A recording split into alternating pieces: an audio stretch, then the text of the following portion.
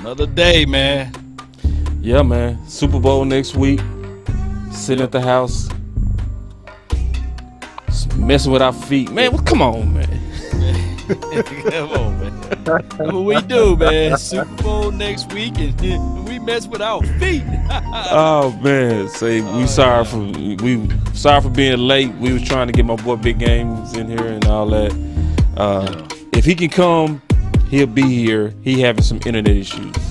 I know what it is. See, Big Game James been calling out Jerry Wayne and things. Ooh. So you already know.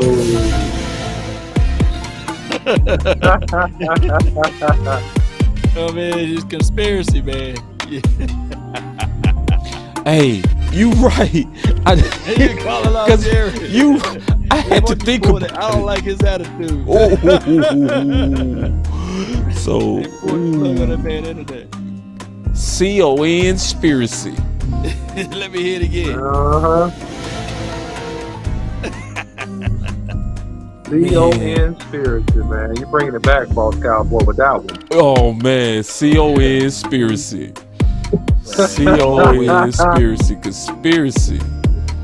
Yeah, we said that back in the gap, man. It took the coaches about a month to catch on to what we were saying.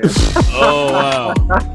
It took them a month. conspiracy. You know what? When I do the conspiracy, you know what I do? I may talk bad about Jerry Wayne and things, but I'm gonna make sure I tie it up like, yeah, man, he a good guy. That boy Law said, I'm gonna clean it up. I'm gonna clean it up just a little bit. Hey, my boy Big. Hey, my boy Big been raw lately though. He have, man. He ain't having it. That boy said, I get fired. That boy had me rolling. Oh man. That's it, boy said, I get fired. Cause I'm gonna ask the tough questions. But you know what? You gotta love it because, man, that's the way. The truth. Yeah. You know, and he ain't holding back no punches, man.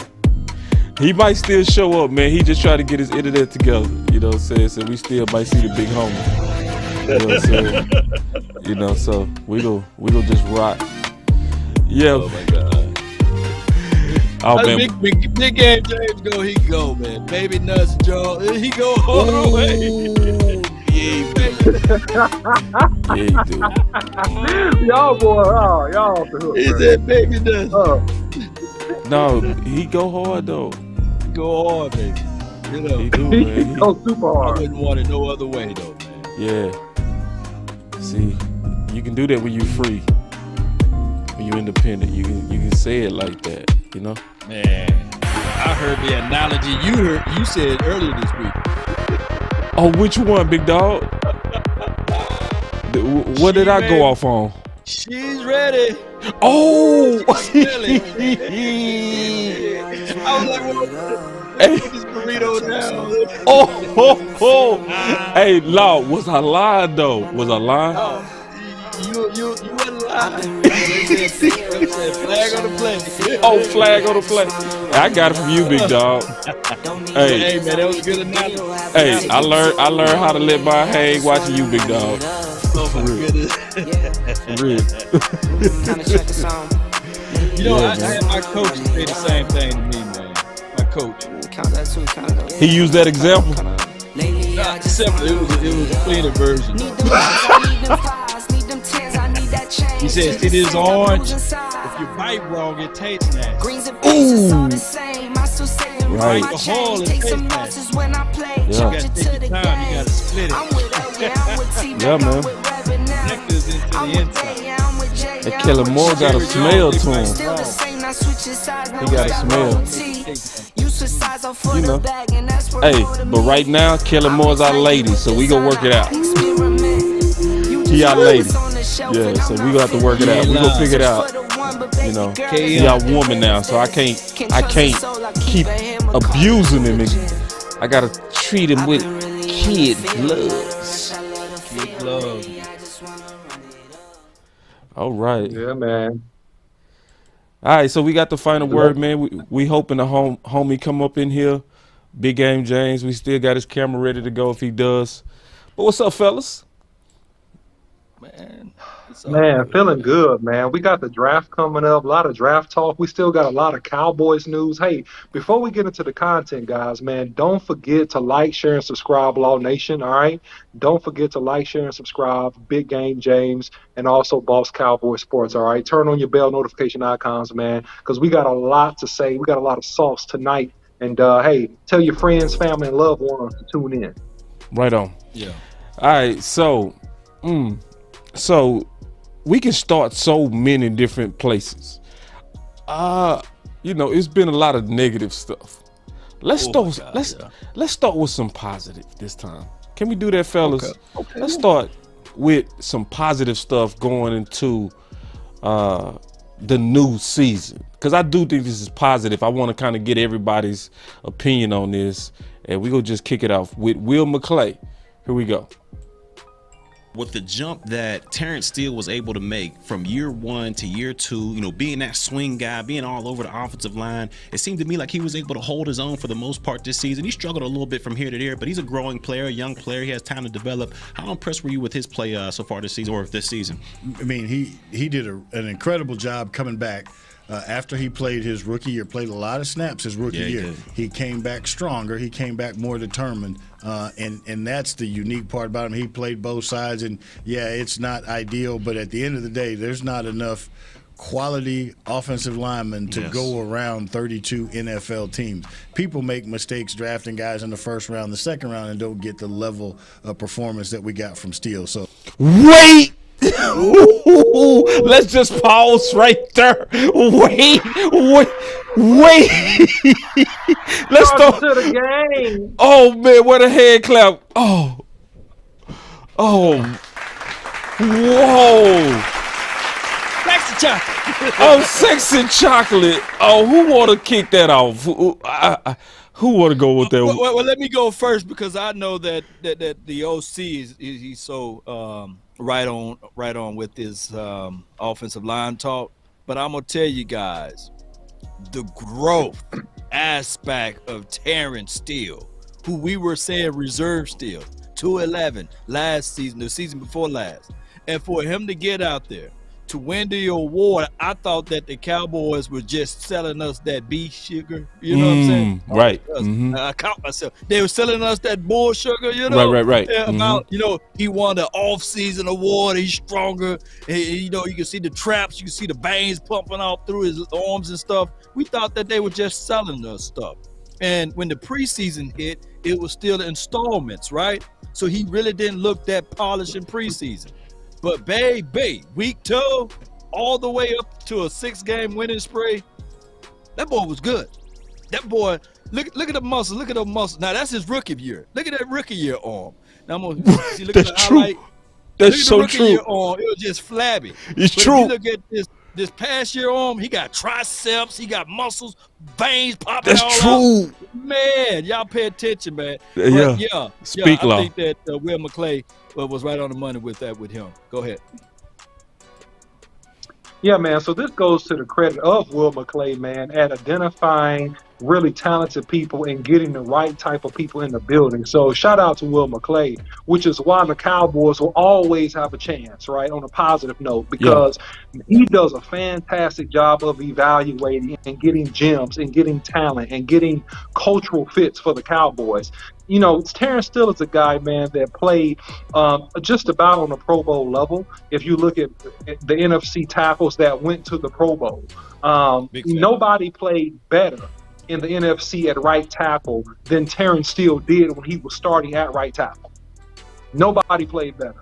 I've looked at myriads of tape, and we can, dissect this for days. But, at the end of the day, man, he came back, and me and Boss Cowboy joked about this. He had that light-skinned anger, man. He had that light-skinned chip on his shoulder. No. You said light-skinned chip, bro. He has a light-skinned chip on his shoulder. So the light-skinned chip on your shoulder is a cultural euphemism for those that are watching. It's that I'm light, but I'm not weak. So it was always something when you grew up, when you was young in the hood, you know, you always kind of thought that the light-skinned black brothers were pretty boys, and that you could kind of pick on them, get over on them. That's true, too. You could intimidate them. That's right? true. So it's a cultural thing in the African-American community. When he came back with that light-skinned chip on his shoulder. So he let you know, I ain't no punk. I'm about to put it down, and you know what? I'm coming here to whoop all y'all, and that's what I'm gonna do. I'm the bully. So that's what Terrence Steele. That's what he need. He need to buy a T-shirt that says "I'm the bully," because that's what he was in the run game, man. Hey, man, 80% of the positive. 80% of the positive yardage, man, that Zeke was racking up, even after he was injured the first 6 games, man, it came off that right side. So shout out to Terrence Steele. And listen, I said this earlier, and I'm going to say this right now. If the Cowboys are smart, oh my goodness. Pay him. The Cowboys are smart. Pay him. Go ahead and try to extend him now. Yes. Extend him. Pay him, dog. Listen, get halfway through next season, okay? And you don't have to do it right now. Get halfway through next season. And if he's the starter and he's looking good, call his agent and say, hey, we like to go ahead and get this wrapped up now. Extend him now, because you're going to save so much money, and you got a young, good tackle that, man, can play the position for you at the right tackle position for years to come. Hey, and Montana said only certain ones, not all lighter shade of brown folk. Yeah, you got to be a pretty boy, dog. You got to be a pretty boy, you know, because the pretty boys, light skinned boy, y'all had to be tough. That's true. That's well, it depends on what hood you from. In my hood, the light skinned dudes with the man, they go hard. But anyway, he did have that. That's a trust me. That's a euphemism that we use in our communities. Everybody don't understand that joke. Don't try that joke. They ain't gonna get it, dog. Don't try that joke. But Boss Cowboy, in our era, boy, we had it going on. MJ was killing the game. Yeah. Morris Chestnut. Oh yeah. You know, and we never go out of style. We never go out of style, bro. We always go big style, bro. Always. See this right here, it's up and down. That's up and down. That's seasonal. That's seasonal. That's seasonal right there, man. Y'all got Drake. And somebody said that the OC looking y'all got like Drake. Mecca right now. OC looking like Mecca off of Power. Everyone say y'all got Drake. Oh man. Say, listen. Oh man. But what I want to highlight that didn't go over my head, he said it's not many first rounders having a career like Steele. See, everybody, y'all should start clapping. Come on, clap it up. Clap it up. Everybody that's been begging, we need a first round. We need a first round. Will McClay. See, when I said it, I ain't gonna lie, even I thought I was crazy a little bit when I said it. I was like, maybe you need to slow down a little bit. But it does give me confidence when Will said, because he is on another level. He is way more accomplished. So yeah, when I said it, I ain't gonna lie, I had little doubts in my heart, a little bit, just a little bit. But then when you hear Will say it, like, no, he playing like a first rounder. Go check first round and how they're trajectorying. And listen, y'all, we got us a potential first round performing tackle. Clap it up. I got you. Yoga fire. Yoga flame. Oh man, let's keep listening. Let's keep listening because he he going. goes some more. He got more details. That was just the beginning, man. He almost finished though. Check this out. That's exciting because it's just who the young man is. Like, he's determined. He got a little nasty with him. He's long, he's athletic, and he got stronger. And he doesn't say a word. He's got that offensive line mentality, and he's got a great veteran group to learn from when you watch Tyron Smith and Zach Martin, and, LC. You understand what it takes to be a pro, and then you got to take it upon yourself as a young man, which he did, to come in his weight room and get stronger and do all the things it took to play at a high level. And I think he's going to be a surprising player for us, young player for us, as we continue to go forward. All right. Yeah, and that's the Cowboy Bites. and I do have that link in the description. So let me ask y'all this question: is the offensive line as bad as what we think? Oh my goodness, man! I'm gonna tell you right now, the offensive line was only shot in the foot by themselves. You should have kept Terrence Steele at right tackle. Hey, Zach Martin at right guard. Of course, he stayed there. Right. And of course, we know that Tyler Biadasz, I mean, this was pretty much his rookie year, basically. If you really want to count this year as a full year, this was his rookie year. Connor Williams, he played his best year, but he held on.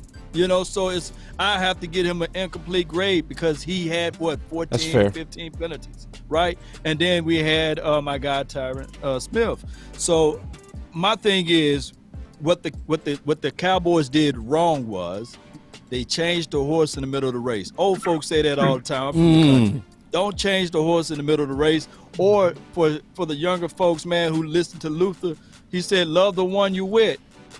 You say, love the one you with. Terrence Steele was kicking butts, you know? So let's not change that thing, because the moment you kick Terrence Steele off, you know, and you try to recreate the wheel, it just destroyed the chemistry. It did. And I have to say this one more thing. If they were to do anything, they should have just looked La'el Collins in the eyes and said, hey, that Terrence Steele is playing his you-know-what all. Now, right now, Connor Williams is slipping, although this is his best season. But you never gave up a sack as a guard. We're going to kick you inside as the guard.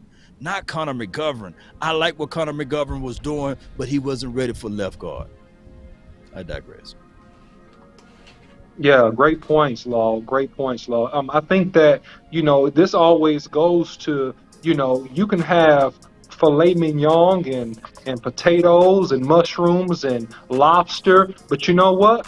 The wrong chef will burn that steak. The wrong chef will make the potatoes nasty. The wrong chef will mess up the lobster tails and the crab legs. So to me, you can have great ingredients, but it's all about who's cooking. Right. And the issue is that Philman, the offensive line coach, in my opinion, he was not allowed to cook the way that he saw fit, because he declared that Steele and also McGovern should start based upon their consistency and their play. Can you say that again? Can you say that one more time, OC? I'm going to make you real big, okay? I'm going to make you bigger than this. Give me 1 second. Can you say that one more time, big dog? So the offensive line coach himself, Philman, is on record in saying that Steele and McGovern should start based upon their play and consistency. He was on record and said that, right? But when we have meddling, you see, we have meddling. And so when you have meddling, what happens is that you cause the steak to get burned. You cause the potatoes to be dry, right? And you mess up the meal when you have the perfect ingredients. So was the offensive line bad? It got bad in spots when we lacked continuity and we didn't play the players that were playing the best at the time. Now, I will say this to add to this, and I'm done, is that the Cowboys could benefit from some additional depth at the offensive line position, in particular tackle, because you may have injuries. And so if the Cowboys can shore that up, I think the Cowboys will be one of the top 5 offensive lines in the NFL if they allow the coaches to make the decisions that will be best for continuity. May I say this thing before my guy boss go? You got 3 people over here on my side disagreeing with you, and they saying that I think his name is Basher on this side, saying Colin is way better than Steele by a lot, and then I have Ronnie Everett saying, "Hey man, y'all capping." Basically, I'm just paraphrasing. Still ain't that good. Yep. So if you guys can just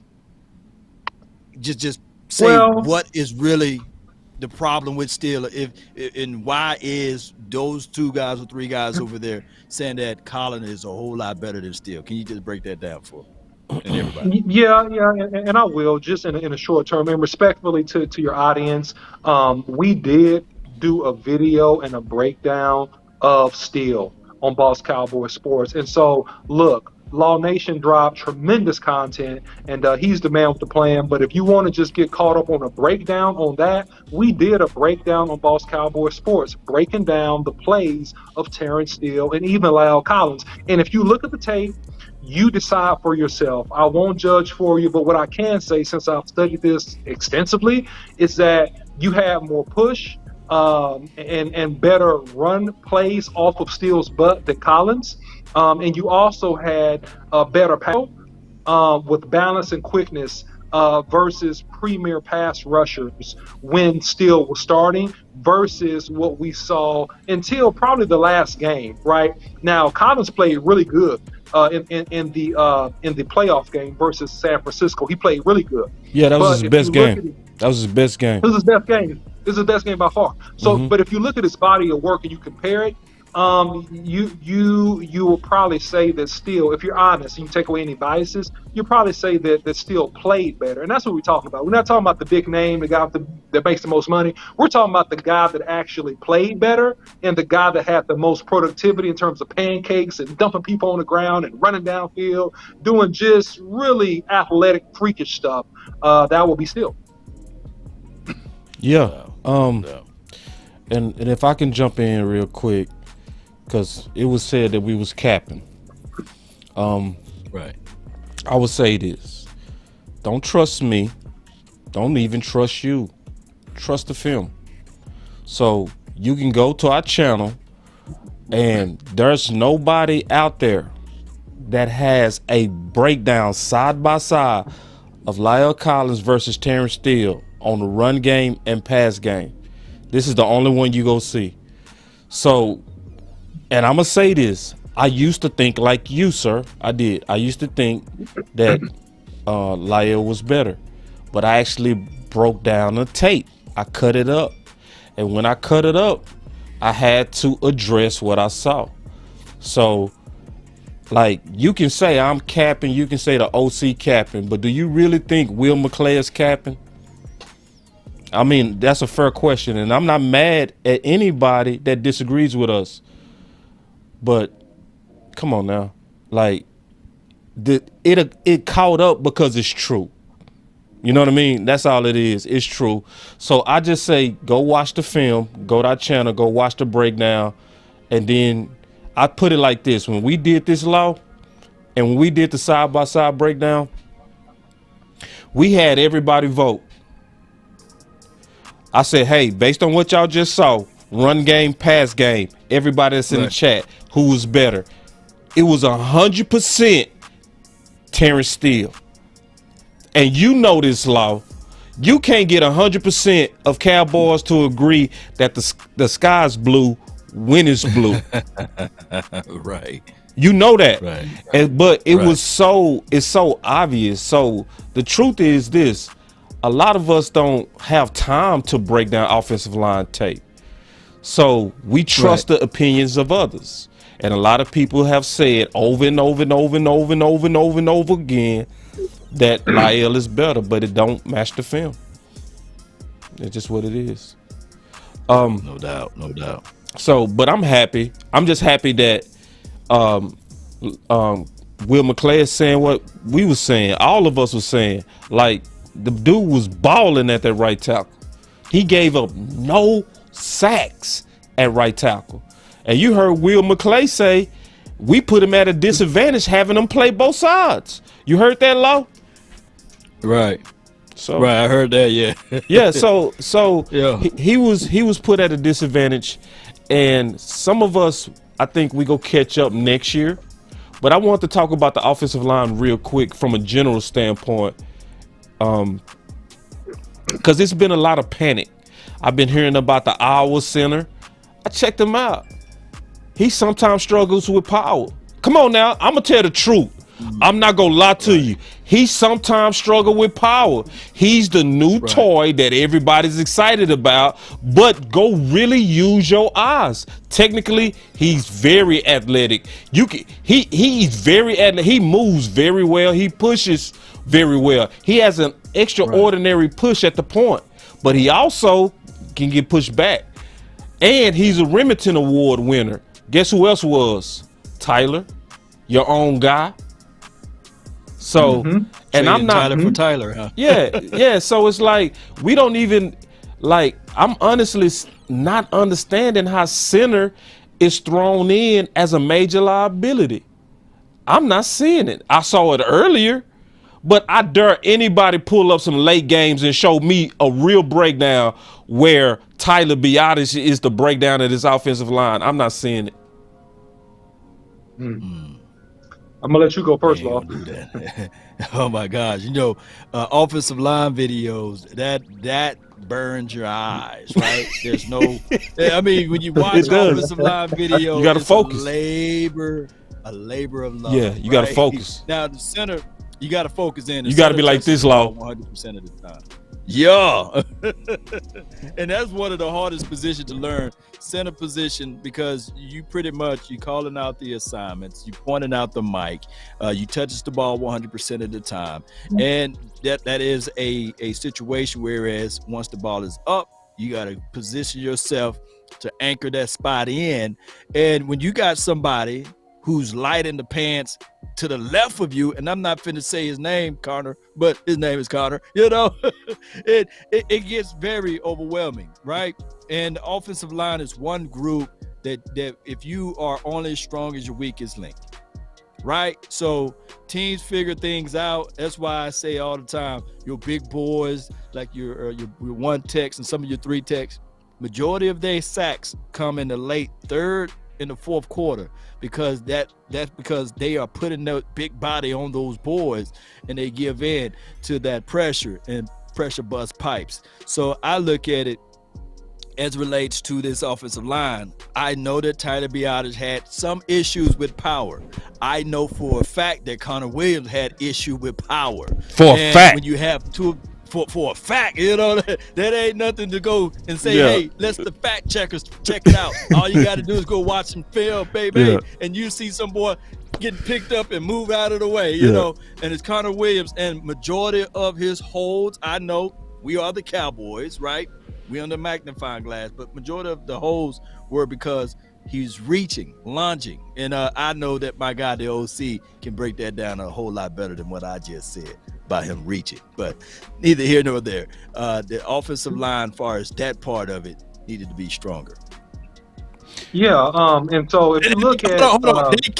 They killing y'all right now with the Tyler Linden bomb. Oh my God, y'all threw a bomb over there. We normally do. And listen, bro, this is what people gotta accept. Listen, we don't go with the hype. We know it's hype. It was hype when we was telling people that Steele was better, and it caught up. This is gonna catch up too. Right now, it's just a big old buzz over the Iowa State Center. Everybody just chirping. He's gonna fix us. Once we insert him, we're gonna be back. See, but this is so Cowboy-ish, and this is what I hate about some of the Cowboys. No offense to anybody. Anytime we see an athletic, non-African-American player that is pretty quick, and, people freak out, right? Because it's uncommon. It's uncommon. It's uncommon. Oh, okay. You talking about the center. Yeah. Yeah. Yeah, they freaking out because he's quick. Yeah. He's a white kid from Iowa that's quick, right? Yeah. There's so many black linemen that run circles around him. It's ridiculous. And I'm not making it a race thing, but I'm just simply saying we're wild because it's not the norm to see a center able to reach and do all this and all that coming out of Iowa. Now, he's a good player. He's athletically superior to most centers that you're going to see in terms of what he can do. But he's not superior on an NFL level. There is a progression that happens when you come to the NFL. You are playing against much more powerful men. And typically, even if you're a good offensive lineman, let's even look at Tyron. When he came in, he was a first-round talent, like I believe somewhere between 11th and 15th pick. He had some growing pains. He had to grow into his man body. He had to add muscle. He had to add strength. Even though he had the feet and he had the talent to play at this level, right? And he did that successfully, and now he's one of the best that ever did it. So the same thing with Tyler Biadasz. So don't throw out the baby with the bathwater in this situation. I agree 110% with Lawson that This is technically his rookie year. And he struggled early in the year, but you did see improvements. And the thing that you want out of your center is you want a guy that's not getting blown up and pushed into the backfield. When we got into the second part of the season, we didn't see that nearly as much. And you want a guy with the IQ to recognize the defense and not blow calls. How many A-gap pressures did we have on Dak Prescott where it resulted in a sack or just a clean pressure in his face? I'm going to tell you, not many. Not many. That's a good center play. That's the unsung hero play of offensive line. When you're holding those A-gaps, when you recognize blitzes and you're sure on protection, number one, and you're not getting blown up and dumped on your butt every play in the run game. And a lot of times for a center, even the most powerful centers, guys, people don't understand, the average fan, how strong and how physical guys are, people don't get it. They don't get it. So sometimes if you don't get pushed back, that's a W. That's a win. Not to get pushed back is a win. So I think he'll grow into his man body. I think he'll do similar to what Steele did. He'll gain a lot of mass and strength, and he'll come back a lot better. Yeah, I think Tyler is going to be much better. I think it's a big old panic. Just being honest, because once a couple of people on the fan jump out there and co-sign certain players, then everybody start co-signing. That's what happens. It happens a lot. It just take a few big voices and then everybody jump on. That same thing happened with Kyle Pitts. Yes, Kyle Pitts was a top 10 player, but Kyle Pitts never should have been graded over or better than or the top guy. Like people say, he's the best guy in this draft class. I was like, no, bruh. You can't put him over Parsons. You can't put him over Chase. We were saying that last year, but the hype got so ridiculous. Y'all never got into the Kyle Pitts hype. I feel it got ridiculous. And that's what's starting to happen with this our center. It's not saying that he's not a good player, but I'm just not buying it. So this is what I want to say on the offensive line. We forgetting about somebody. We forgetting about Josh Ball. Ooh. We forgetting about Josh Ball. See, and I want to be the attorney for filming because filming keep getting a bad rap.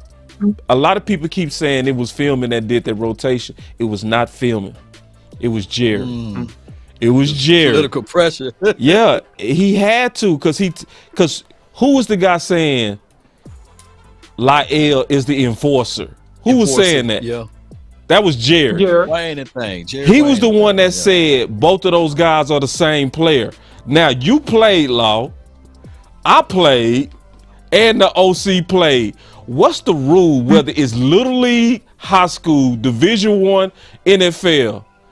If the younger guy is just as good as the older guy, you always play the younger guy. I don't care if there's Little League, middle school, high school, D2, Division I, NFL, Europe League, Canada. So the fact, it was Jerry. Yeah, it was Jerry. It was totally Jerry. It was not filming. Because Jerry himself, y'all know I got all the video clips.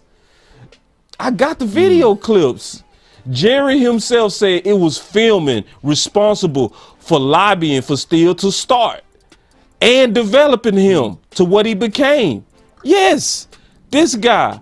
And that's why I'm saying we are forgetting about if he stays, what can potentially happen with the other guy, Josh Ball. You know what I mean? So a lot of us, we keep clamoring for another tackle. That's what I'm saying. When we really look at it, we got filming who's on record being responsible for making Steele and having him perform literally at a first round level.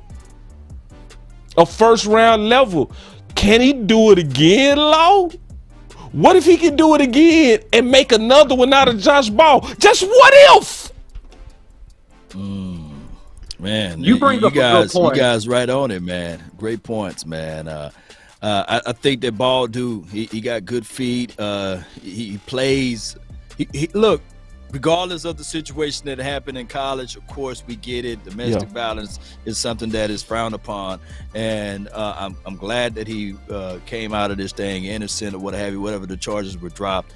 But I get it. That drop didn't hurt his draft status. So he was taken out of precautions of dropping and what have you, but the talent level is still there. High ankle sprain, and we didn't get a chance to see him.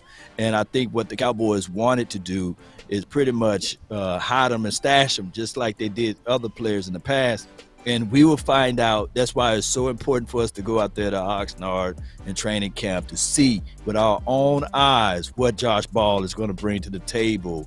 And when we talk about these guys, what I'm saying is what the Cowboys should do is let's not go in with the 24th pick and say, okay, we need offensive line. We need offensive line. That's a cure-all, end-all. No, you go with BPA.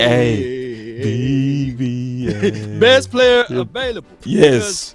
Ed Ingram can drop like in the second or third round. It could be crazy, right? And you can still get those level productions out of an interior guard, right? If you just wait. So let's not rush into this thing and say, all right, let's go get an offensive lineman in the first with the 24th pick. Crazier things happened before. I believe, what round did Creed Humphreys went, Cowboy Nation? And I think he was one of the better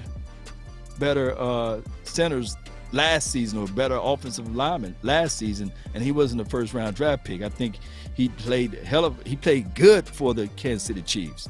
So let's not rush into this thing. That's all I'm saying. But go ahead. All right, I got something else. Unless you had something on that OC. Did you have something on that? No, just real quick, man. I think that at the end of the day, man, and you guys both brought up excellent points with Josh Ball, right? Because how the Cowboys really feel about Josh Ball will be discovered by what they do with these first couple of picks, right? Oh, you break it up. If they're high on Josh Ball, am I back? You back. You back.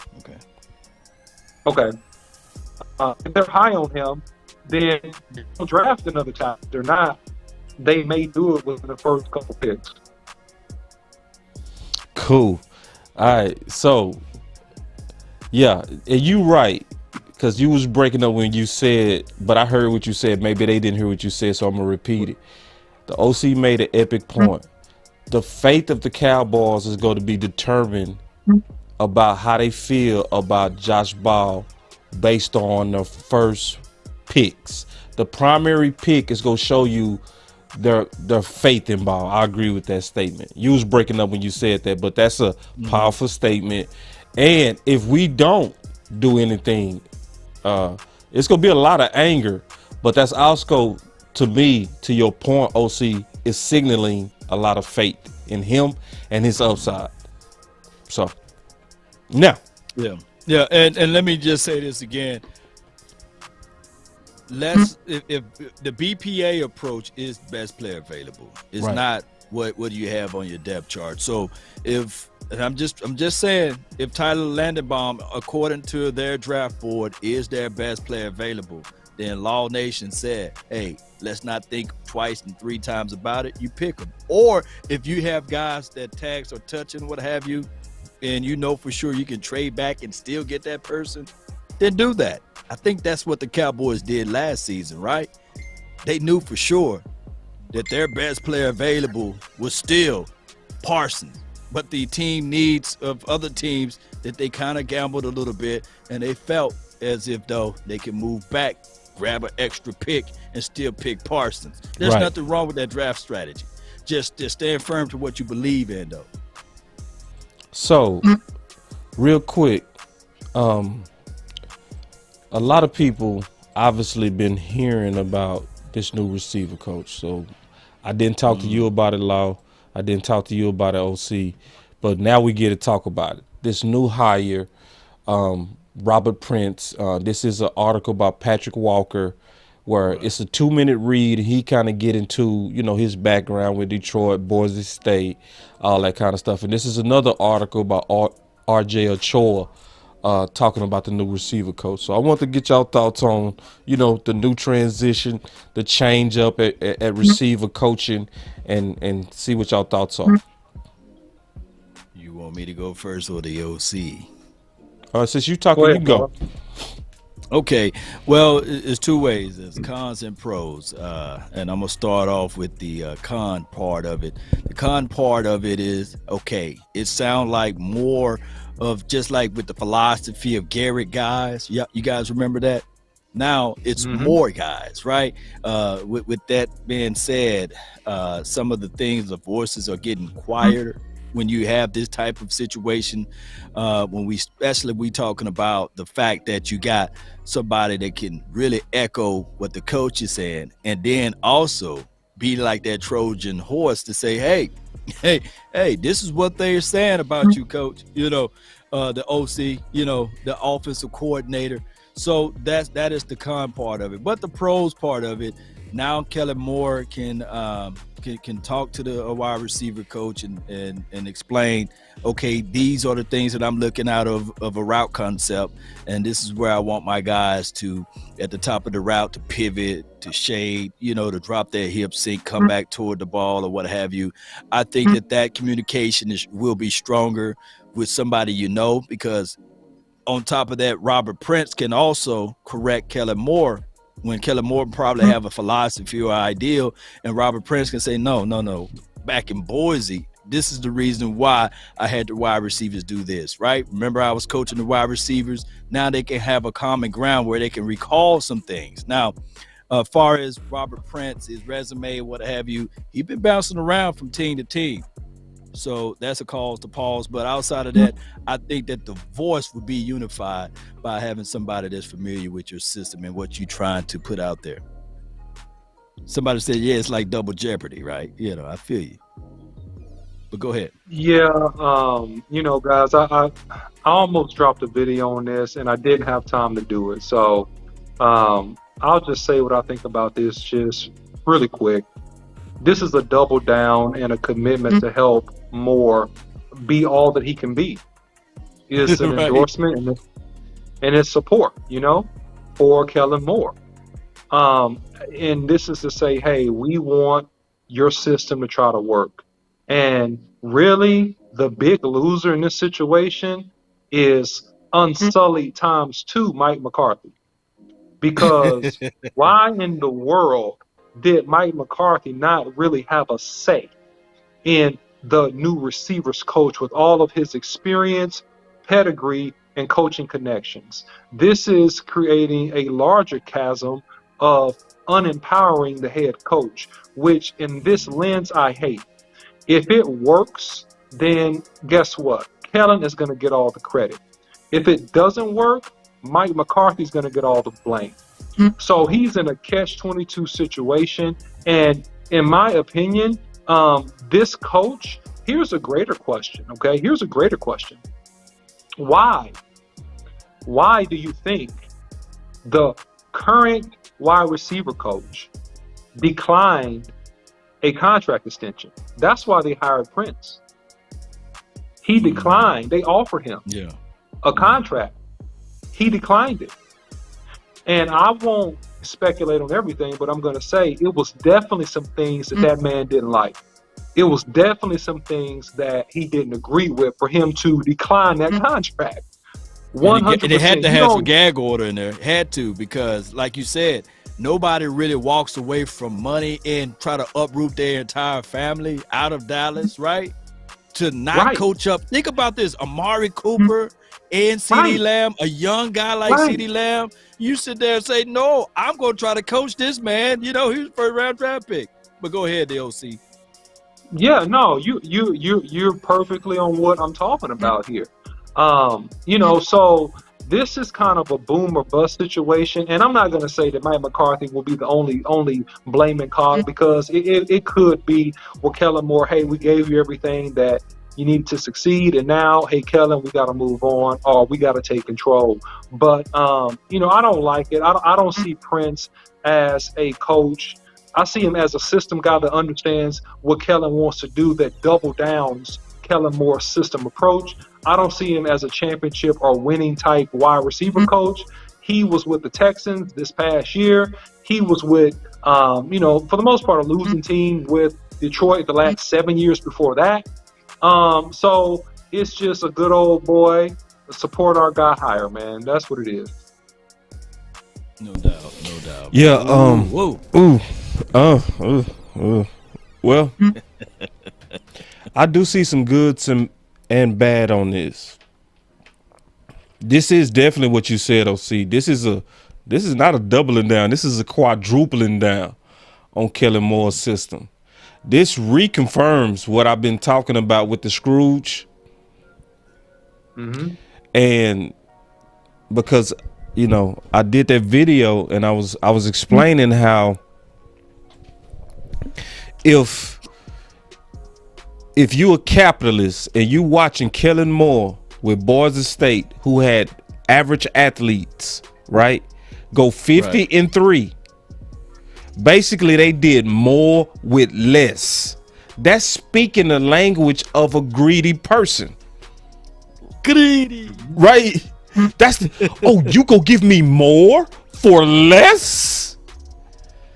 So this is a signal that they're doubling down, like you said, into Kellen Moore's system even more. That they really going all out with the systems approach. They giving this a real shot. This is also a good thing too. This is a good thing. This is a good thing because I said before there was a change in receiver coaches that the receivers looked like they wasn't on the same page with Dak too much during the year. That's when you seeing a whole group look like that, that's their teacher, man. That's their teacher, in my opinion. You know what I mean? Now, if it's a couple of individuals, okay, that individual need to hit the books. But it was the whole core. So if you go watch the tight ends and you go watch the receivers and you watch how intuitive the tight end group find those holes in the zone, they find it like that. They on the same page with Dak every time. You know what I mean? Right. That's why Schultz getting so many targets. And Dak throws in rhythm to those guys, not so much the receivers. So the doubling down is bad, but it's also good because maybe you bringing in a better teacher of Kellen's system. You know what I mean? Yeah. Where it might make the system work better. Now, also, I think a lot of people mad because of the Boise State connection, and we know the Cowboys love Boise State. They do. But we should. I mean, think about it. Some of our best captains have come from Boise State. Boise State, yeah. Yeah. You know what I'm saying? So it's like, yeah, we're familiar with this guy. Maybe Kellen worked with this guy before. Sometimes that's not all bad. Sometimes, sometimes bringing in a guy that really knows the details of your system. Right. Because when you're an offensive receiver coach and I'm trying to teach you my new system, I got to teach you so you can teach others. You don't got to do that with this guy. He know your system. He get it. Yeah. So, the third bad thing. Yeah. This is unexpected, but I'm going to just tell y'all. It's also bad news for Amari Cooper. Right? Because if you putting all these resources in a system, why would you pay for a number one? Right? I'm just keeping it real. Right? Now, we all disagree with that. I definitely disagree with that. But I'm just giving, in my opinion, the reality of what this hire means. So, I mean, let me say this one thing too. I think that wide receiver coaching and style and schemes and what they should do at a point of contact and nosing the ball is such an underrated situation. We got two guys in the DFW that I've seen literally got their hands on players and they improve. Yep. Like real for real. For real. And I'm gonna name D-Rob, always open, man. Y'all check out his camp. Mm-hmm. Watch how many players go and work out with him. But I'm gonna tell you about another cat, man, that's really good, and he's under the radar, man. Coach Bird. Yeah. And you know Coach Bird, Yep. Boss Cowboy, and we gonna be working out with some receivers that I know for sure. You know what I'm saying? We went with Coach Bird, and they game elevated like this. Yep. Watch what Laviscus Chenault gonna do next season. Watch how your boy Cedric Wilson just improved so much, right? And when you talking about, a coach, they got to coach way from afar because he can't have his interaction. Sometimes the person that get hired is not the person that's really going to teach you things, And shout out to my guy, Coach Bird, man. He also have a nephew that actually got recruited and went to Boise State. C.T. Thomas, y'all look him up. Guy is nasty with his routes, and that's all through Coach Bird. So I get it. This offseason, Cedric Wilson is going to go back to Coach Bird camp.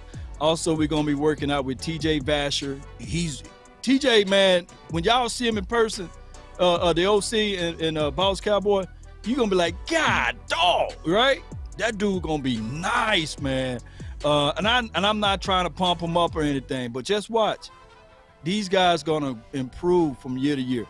And D-Rob that worked out with a lot of wide receivers in this area too. Remember, that was the guy that Dez Bryant went to, and one of his better seasons is when he started to work with D-Rob. And it's the small things that you do with wide receivers to help them out. Yeah. So I actually feel good and bad. I feel bad for Amari Cooper. Oh yeah. Now this the only thing is, boss. I don't know. Maybe Robert Prince is a two-way street. It's twofold. Maybe Robert Prince can communicate with Amari Cooper, and they can iron this thing out the best way. Maybe Adam Henry had a different philosophy, and those things couldn't work out. Hopefully, it's Robert Prince that can understand Amari Cooper, and Amari Cooper can understand Robert Prince, and they can translate whatever the hell Kellen Moore is trying to say, what these wide receivers should be at their routes. Maybe that's the situation. It could be positive. I think it's not that. That's our only hope. That's our only hope. And I'm gonna tell you why I don't. Go ahead, OC. No, just real quick, man. I mean, if you bring it in and you doubling down on the system, one thing I will say, and just because it doesn't make sense doesn't mean that it's not going to happen, but it makes no sense to me get rid of your true number one and far and away the best technical route runner on your team, right? Because you have to be technical in terms of your route running and combinations and understanding of that if you're going to be more of a system type offense and not just target a number one or number two. So it will weaken you greatly to get rid of Amari Cooper. So I'm just going to think that the Cowboys got more sense than to do that. I'm just going to go out on a limb and just think that, boss. But go ahead. You tell me what you think. 16 million. That's what they looking at. Penny Pincher, Stephen Jones, 16 million. And they probably flip it and say, okay, what if we give y'all Christian Kirk and re-sign Gallup? What if we give y'all Will Fuller, re-sign Gallup? Like the, $16 million is what they were saving money. And I've seen also D-Law lumped into this situation. That's $8 million. That's $24 million that they can save by cutting DeMarcus Lawrence as well as Amari Cooper. Remember what you said before we went live, the OC. Yeah, I ain't gonna say it now. You're right. I ain't gonna say it now. You're right. Remember what we said. You're right. I ain't gonna say it now. But go ahead. Yeah. Boss Cowboy. Go ahead, boss. Barry said, sounds like they want to go back to receiver by committee. Yo, that's exactly what it sounds like. Yup. Yup. And So dumb, though. God, I ain't quite ready to shoot them in their head yet. Because it was times they've been right and we've been wrong. It's been times they've been right and we've been wrong. It's been Not time. They was right a lot this year. They was right a lot. I'm trying to be open to it. I'm trying. But I'm going to try to answer the question from Law. Because Law talked about the hope that this coach could get with Amari and get on the same page with him. This is why I don't think that's going to happen. I'm not being a dabber downer. I'm just trying to think it through. I don't think it's going to happen because when you're dealing with a system is about timing, right? And they believe you got to get to a certain route at a certain speed at a certain time, and then that ball is coming. That's the system, right? Amari is more of an artist. He's a setup guy. So one route he might explode into his slant. On the next route, he might dance and then explode into his, that disrupts the system, right? And that's why I think there's an odds. That's why Ocho Cinco, as good as he was, could not work in New England. He couldn't, because they wanted him to be a system receiver, and he was like, man, I'm an artist out here, man. I just get open. You know what I mean? Oh, I see what you're saying. I see your angle. And this is telling me that they go commit to it. They finna get rid of Cooper. They got the media out there doing massive hits on them right now. Massive hits. Massive. It's epic.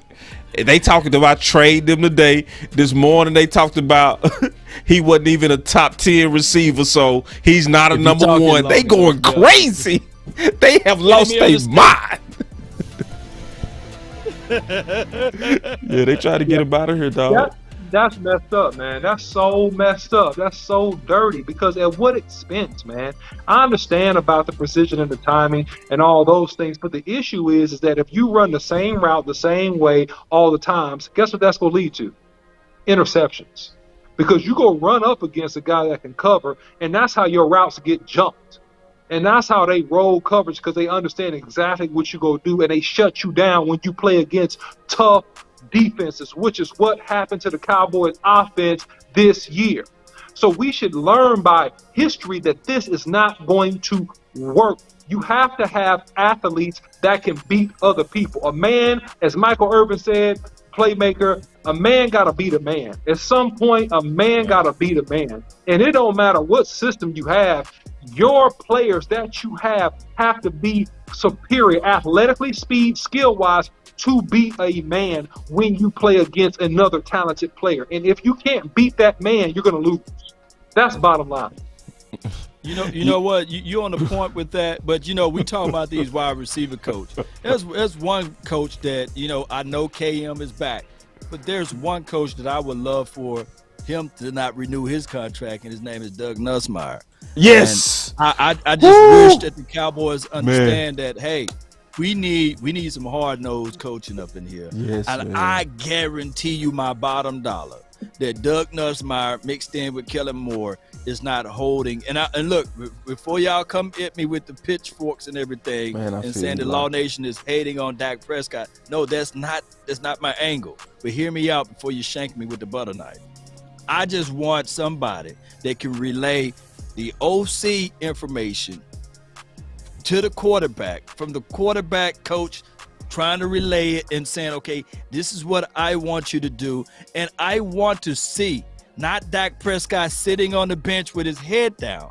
I want a coaching moment. I want that quarterback coach, like a John Kitna or somebody, to get in the ear and say, okay, these are the things. Pick your head up. Let's get back out there. Let's continue to coach the process through the game. And I know this is going into year 7 with my guy, Rain Dakota Prescott. But I would like to see, this is just me. I would like to see more of that. I don't know what Doug Nussmeier is doing on the sideline. I just don't know, man. I could be 1,000,000% wrong. Doug could be coaching this, off, but I doubt it. Well, I agree with you. Because, see, this is why I agree with you. Everywhere Doug goes, the group goes down. Remember when the tight ends was playing bad?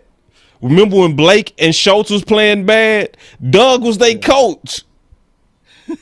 When did both the tight ends just take off? He left. When they got when they got Wales, when they got this new coach, you know what I'm saying? That now both them playing with swag, you know what I mean? They coming out there like, man, who was the, you know? Yeah, I agree with you, Law. Shoot. Yo, man, I appreciate it, man. I appreciate it, man. No, man, no. He got to go. He's a guy that's he's a secret Garrett guy. He's a Garrett guy that's floating. You know what I mean? He's still of that era. You know what I mean? And he hanging on. He hanging on. Yeah, you know, it smells of a company man situation. Yep. That's what this smells Company of. man. He's that guy that doesn't do good in any position, but you keep on transferring him to different departments because the owners and managers like him. It's like, that's what this is. This is a company man situation. We just trying to find a job for you because we like you. And if the Cowboys will go to another level, man, then they got to stop that. Just straight up. And they not. Yeah. They full speed ahead doing it how they always do it. But it's one thing I can say, hopefully, about this Cooper situation. I think with Cooper, it could work out. It could. It looked like they trying to get rid of him. It looked like they straight ahead to that. But if it happened, this is what I'm gonna say. Cowboy Nation, don't give up. Don't give up. Don't just act like the sky's falling. Because we do got some saving grace. I'm gonna be all the way honest with you. Yep. There you go. That's why I said on Twitter, and I meant it, and my Twitter lit up when I said it. I bet I tell you, you already know what I'm talking about, Law. I heard James say it, man. Just repeat it. Bro, man, when I said that on Twitter, my Twitter lit up like a Christmas tree. Listen, I said the Dallas Cowboys would be the Jets if it was not for Will McClay and the Dallas Pro Scouts. I got 1,800 likes and 109 reshares on that. Oh, that registered. That hit the heart. Shout out to you, Miss Scouting Pro. You know, she in the chat right now. Yeah, you What's right. up, Miss Scouting Pro? What's going on? But that's who, listen, if we didn't have him with all the moves that front office makes, that's ill-advised. He the one that keep us afloat. I'm keeping it. Now, we playing a dangerous game because he always got to bail us out, right? He got to go find us a Carlos Watkins and make it work. He got to go find us a Curse and make it work. He got to go find... But that's what we got.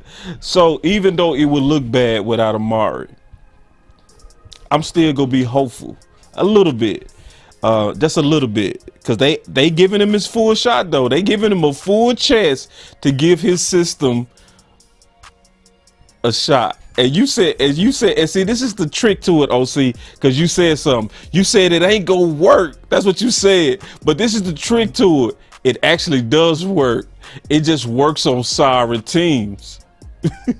Yeah, and that's the point. And we can't win this championship and go for 6 without beating some good teams, which is the whole issue here. When we played good teams, we came up empty. We came up short. We came up shell-shocked in a big game versus any tough team that hit you in the mouth and have some athletes that can actually defend in the secondary. That's what happened. So, you know, hey man, they, you know, what the people say now? They go do what it do, man. They just go do what it do. So, you know, we just got to figure this thing out. But the great thing is Will McClay, and that you can get Marshall's picks, as Boss Cowboy you love to say. They can get some good Marshall's picks, and he's going to draft well and get some talent in here that can help us. So, hey, at the end of the day, like I said, because we draft well, we gonna always have a shot. Right, we gonna have a shot. That. Right. So the sky's not falling. Sky's not falling, but like I'm gonna say this again. Talent is one thing, but you got to establish a scheme. Whereas it can insert, like anybody can fit into this scheme and it can work. Meaning that it doesn't matter. Like for one thing, I hate to give him praise is like the 49ers, right? They took Elijah Mitchell, 6th-round draft pick, and he was still able to run, right? And I can guarantee you, if we pick up Elijah Mitchell and give them Ezekiel Elijah, you know what I'm saying, Elliott, we would have been looking at it like, man, the 49ers not fair. They got Ezekiel Elliott with a PCL tear running and ripping through the league over there. And we got Elijah Mitchell, a 6th-round draft pick, who pretty much all they doing is 21 slam. Even with my guy, Tony Pollard, I like him. You know, I would love to see him with more opportunities, but we will still have to establish a system, a scheme. Now, we got the system, but we got to establish a scheme in order to defeat certain looks. And I believe that that's one of the weakest parts of Kellen Moore's system. He have no scheme, but he got a system. All right, real quick, and I appreciate that, Law. 3, 2, 1, drop it. And remember, you're listening to nothing but the best. Let's go. It's time to All right, we got us a super chat from Coach Maul. Coach, This what was Coach funny. talking about? What did he say? What did he say? He say, if getting rid of Cooper is for keeping Law and his defense together, I'm with it. But to keep Schultz, hell no. Well, hold on. I actually disagree, Coach. I disagree. I think the person that has the biggest impact on the team is Cooper. Right. We was 6-1 without Tank. Right. And hold on, before you go to your other point, we was 3-5 with Tank, right? We was Right. 3-5 with Ezekiel Elliott. Yes. Yeah, we was 3-5 in 2018. Right, Law. Exactly. Right. You know, But when we got Cooper, I think I would Playoff. switch the A part. I would switch it. You know what I mean? Plus, with Parsons and Gregory, still go get pressure. You know what I mean? Right. But if you lose Cooper, where you gonna get a number one from?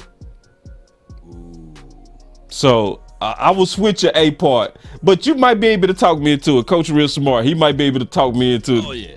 He might be able to talk. Coach from around call in, the voice be like, "Is that God?" The deep voice. I thought I had a deep voice. Hey. I'm like, "Hey, wait a minute." Hey, Law, check this. Yeah. OC, Yeah. this B part. And see, I'm doing a video on this tomorrow. Bro, Schultz and Jarwin can go. They can go right now. Listen. Wow. Oh, listen. Now? Let me check this free agent list. Both for the of tight them? end. I look, listen. No, you listen here, OC. Linda, If- listen. You listen here, cause you got a froggy tone right now.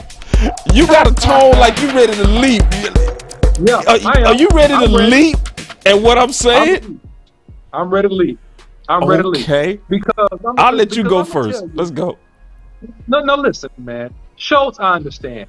He has performed his way with a massive amount of system targets, right? Where he is going to demand $30+ million.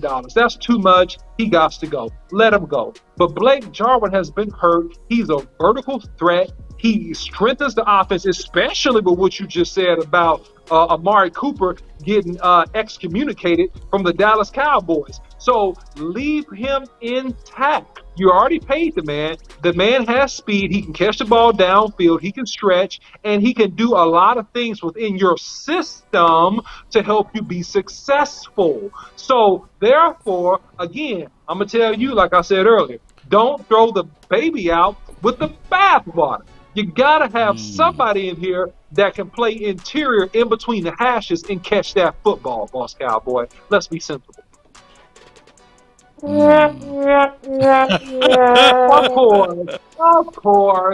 Of course. All I right. knew you were Oh, my gonna do God. that. All Of course. right. Let me go. Listen. All right, man. Listen. You my homie, but I gotta tell you the truth, big dog. All right. Yeah, come on. So, you know you boy already been doing this homework. Trey McBride, baby. Oh, go ahead. Yes. Listen, man. This draft class is good. This is a real good draft class and tight end class, free agent class. Bye, Schultz and Jarwin. Bye. And y'all listen, because we've done this before. Do y'all remember going into 2017? We had Church, we had Carr, we had Mo Claiborne. They wanted their money. What did we do? We go replace you. And we replaced them all. We replaced with Xavier Woods, Jordan Lewis, and it was Heat. That was our secondary. And we went younger, and Cheeto. We went younger. Because if you pay Schultz, right? If you pay Schultz, that's gonna strain you from keeping Amari. And I'm telling you, don't pay him. Okay, and I'm telling you this. These tight ends, unlike Schultz and unlike Jarwin, Trey can block. Trey can block. And look at how he was targeted in college. 90 receptions. He used to being the go-to guy. He would come in right now and do the job of Schultz right now. You're making too many assumptions about the future. You're making too many assumptions about the future. You got to. Draft pick. Yeah, no. Well, first of all, see, this is where you're wrong. Right? I'm wrong. I gave you all facts and I'm wrong.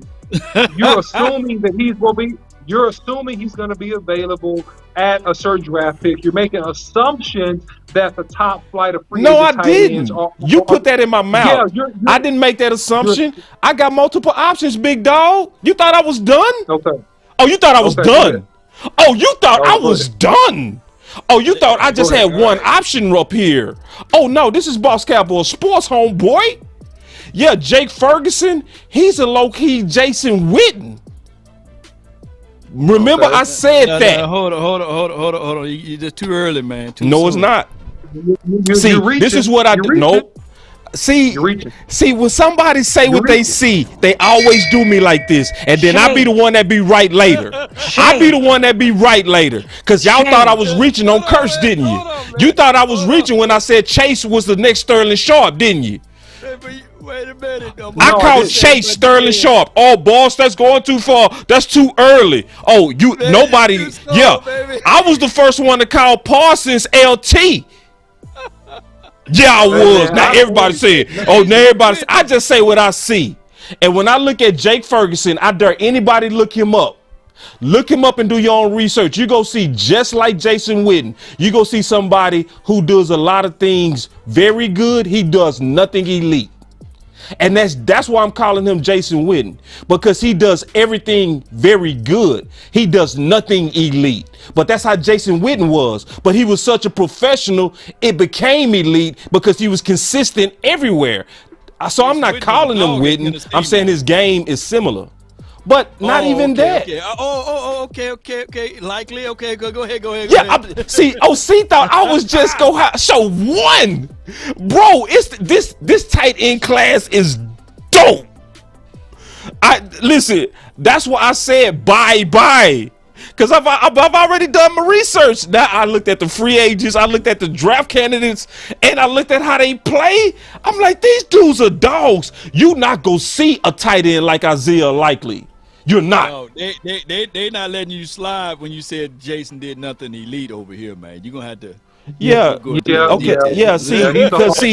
people drunk on the Kool-Aid. People drunk on the Kool-Aid. No, okay. So y'all telling me out of Tennessee, y'all all predicted he was gonna be a Hall of Famer. Y'all stop this capping now. Y'all stop all this capping. No, when he was coming out of Tennessee under Parcells, Witten was exactly what I said. He was good at everything. He did nothing elite, but he became elite. That's what I'm saying with Jake. That's Jake's game. So, I mean, everybody want to pom right now, Jason Witten. Yeah, we know what he became. But when he was coming into the league, none of y'all put a yellow jacket on him. Stop it. So I'm saying And don't put words in my mouth. Don't put words in my mouth. Right. See, because people like to do that. They like to put words in your mouth. No, I'm not saying he's a Hall of Famer. I'm saying just like Jason Witten was coming into the league and he did everything good, but he did nothing elite until later on. That's how I see Jake Ferguson. Go watch his tape. You gonna see somebody who blocks very good, catches very good. Matter of fact, he has 6 catches in the Senior Bowl. You know, one thing I can say, boss, I can't debate you on this topic because I have not seen his film. So I'm like this, you know. I'm hands off, you know. I'm trusting your judgment, man. No, don't trust me. Don't trust me, dog. No, hold on. You gotta let me finish. Okay. I gotta verify. Yeah, there you go. there it is. Trust but verify.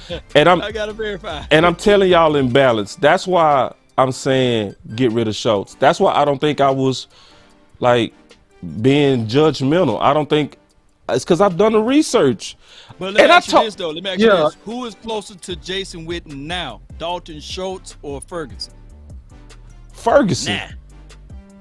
So Ferguson, a rookie, will be better than Dalton Schultz with what he did for us for the last 2 years. To answer your question, because your first question was who's closer to Jason Witten. And the reason why I said Jake Ferguson, because we do know Jake Ferguson can block. Schultz ain't never been able to block day one to today. So now who the closest on route running, subtleness, getting open? That's Schultz. I would bet on Schultz at this point in terms of getting open better than Ferguson.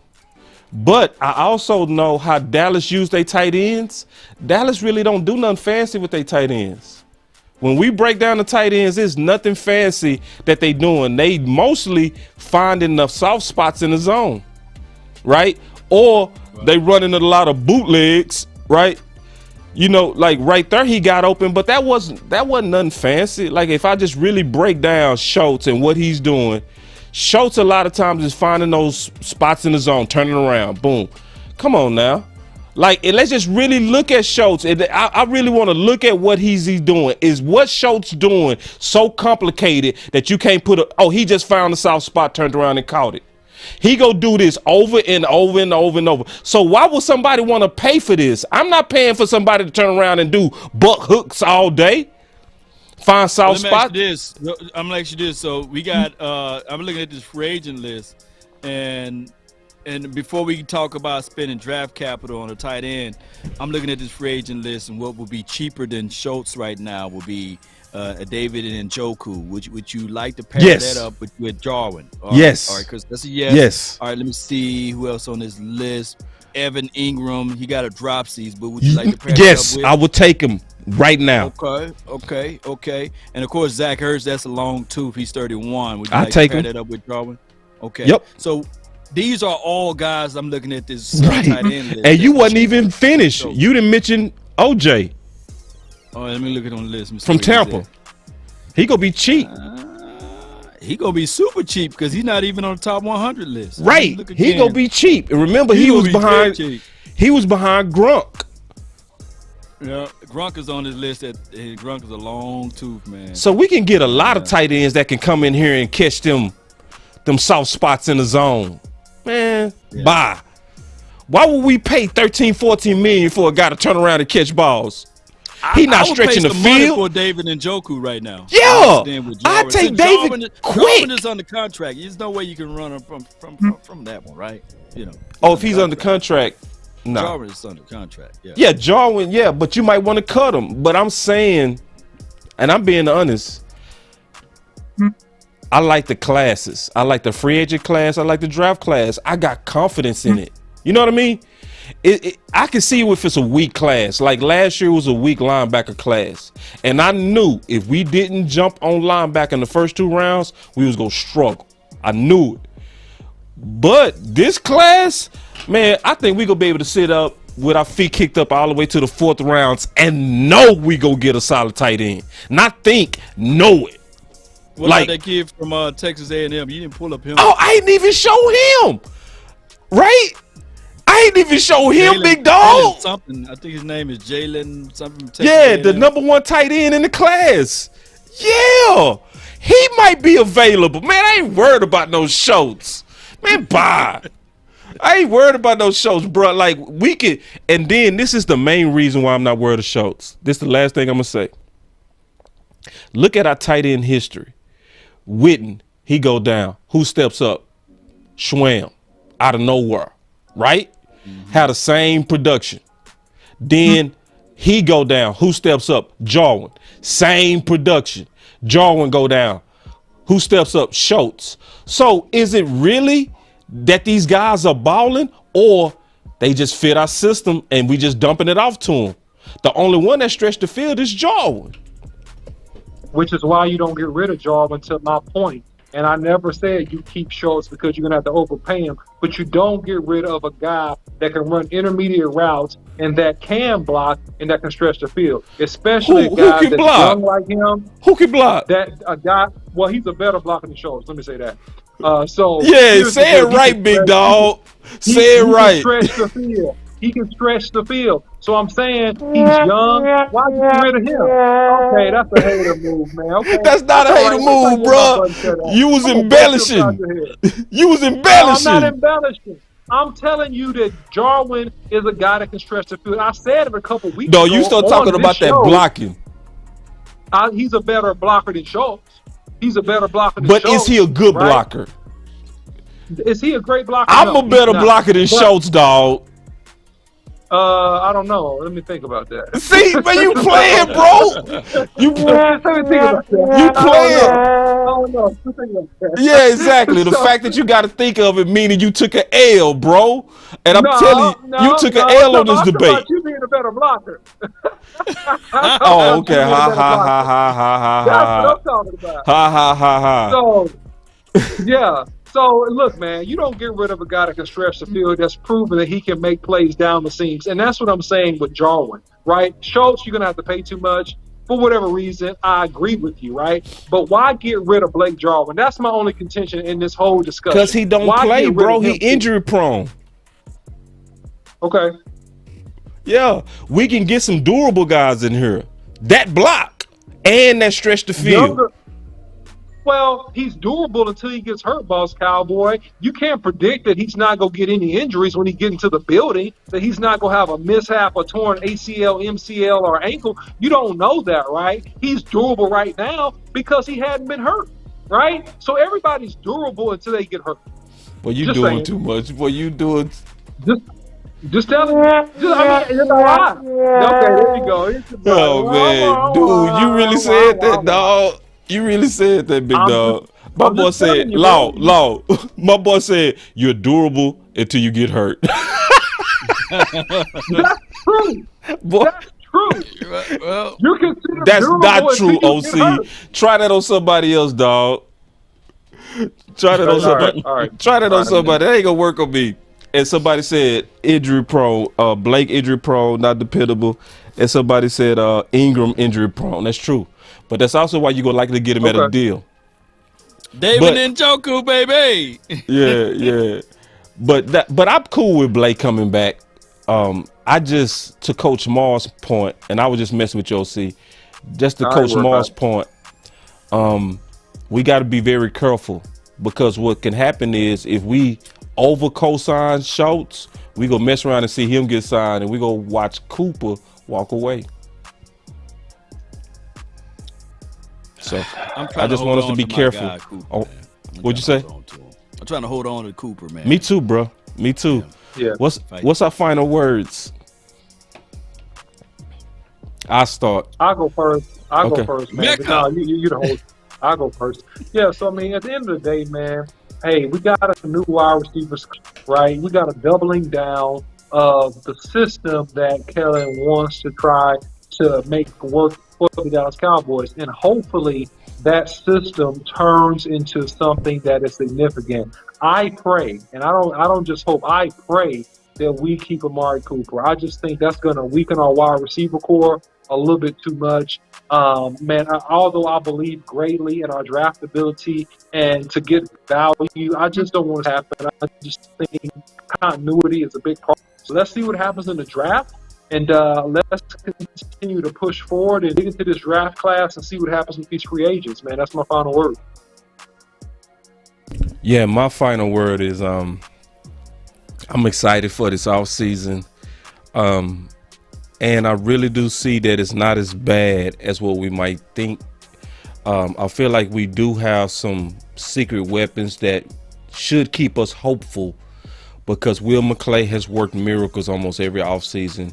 We're going to be looking for him to do another one, because the Joneses are putting him again in a hard place. But I think he's committed. He's been compensated. He's been, he's gotten his raise. He's going to be around. He's proven over and over. Just think about it. Where was our defense ranked last year? 31st. Most of us just wanted them to get to mid-tier. Where did we end up? Number 1. Turnovers. You know what I mean? We ended up number 1 in a lot of turnovers, because when this man and his scouting team gets to work, he really do work some magic. So I'm expecting it's going to be some more magic. Even if Jerry and them do something weird, like they look like they trying to do. They trying to set it up, in my opinion, to get rid of the big homie. If that happened, Boss Cowboy not going to panic.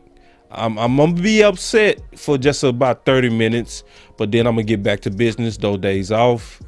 And we going to start talking about what's the next moves he is likely to do to help his quarterback. That's my final word.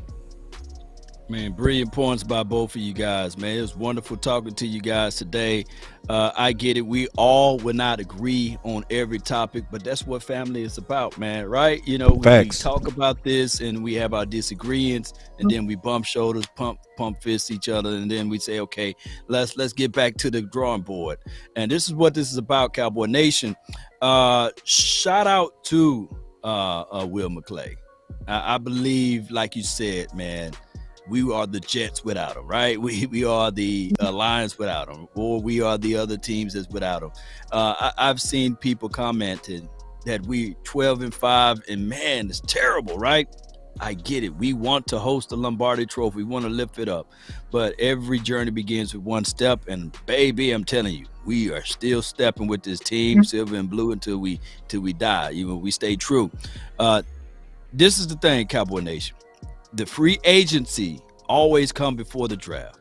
So right. Whatever we talking about as far as who we going to get, that changes a lot, right? Yep. Because this free agent, we fool around and get one of those guys. Now the board is all shooken up and shaken down, and now we're going to go through a whole nother process of emotions, right? And I know one thing. We're not going to dance for the first week, right? We're not going to dance first week of the free agency. And that's the calling card of John Stephen Jones. I do know that there's pressure right now from that office, sprinkled down to the media, and put out there to everyone about cutting Amari Cooper. Facts. Getting rid of DeMarcus Lawrence. Facts. For the sake of $24 million so that you can dance in this free agency. I don't want the Cowboys to do two things. One being they cut those guys. Two being, we signed our own guys. We made some moves in the free agent, ladies and gentlemen. We signed our own guys. I don't want to hear that bullshit, right? The good thing is, and I'm saying this to opposite word, if the LA Rams find a way to win the Super Bowl, my goodness, we can all bang on the table and say, Jerry, see? You got a will and deal, baby. And look what they did. They will and deal. So let's not sit on our hands. Let's go out there and make it happen, Cowboy Nation. I can't wait, man, for this draft time and free agency come around. But let's stay true. That's my final words.